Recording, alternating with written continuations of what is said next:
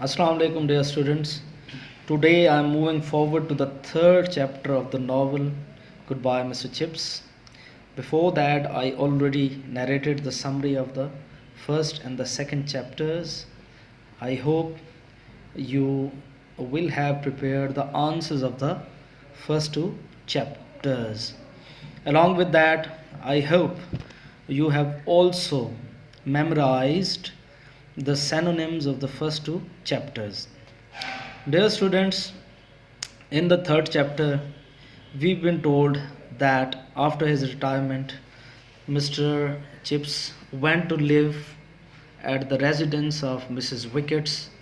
I already told you that Mrs. Wickets was once the in charge of the linen room at Brookfield School. She got retired and she started living across the road in front of Brookfield School. So Mr. Chips also found it a good opportunity of sort of being connected with Brookfield School. That is the reason why he rented a room at Mrs. Wicket's house.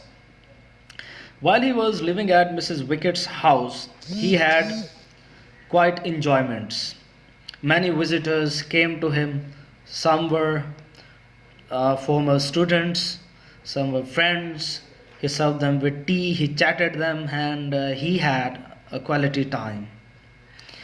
And his room, as far as his room was concerned, his room was furnished with schoolmasterly taste. There were some trophies, there were some letters.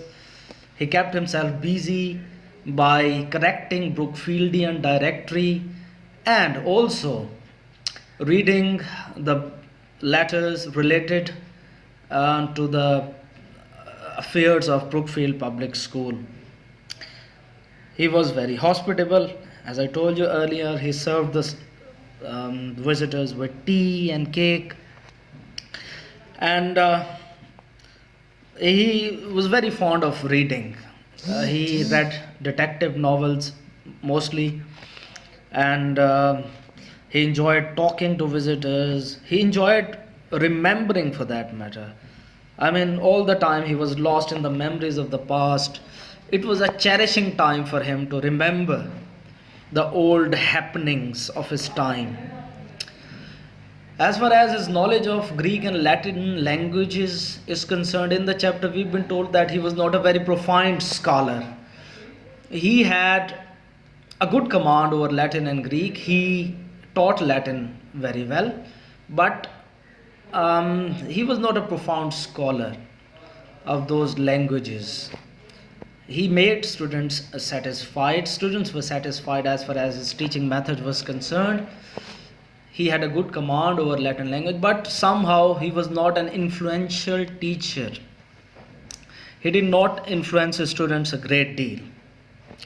So, dear students, these are some of the major points that have been told in the chapter, and prepare the questions regarding all these points that I just narrated, and also remember by heart, learn by heart all the synonyms of chapter 3.